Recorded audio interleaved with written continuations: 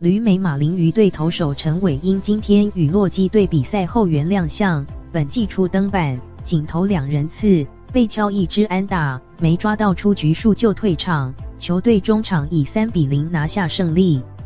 陈伟英大联盟生涯第8年首度开季定位牛棚出发，今天9局球队3-0领先时登板后援，面对2名左打先被敲出2垒打，投出保送，1个出局数都没有抓到就提前退场。罗莫 Sergio Romo 接手后援，让打者3上3下，替球队守住胜利。虽然陈伟英今天出赛表现不算理想，但总教练马丁利 Don Mattingly 还是对他有信心，也提到在许多比赛会需要陈伟英帮忙拿下关键出局数，如果没有他，可能会带给球队压力，相信他会越来越好。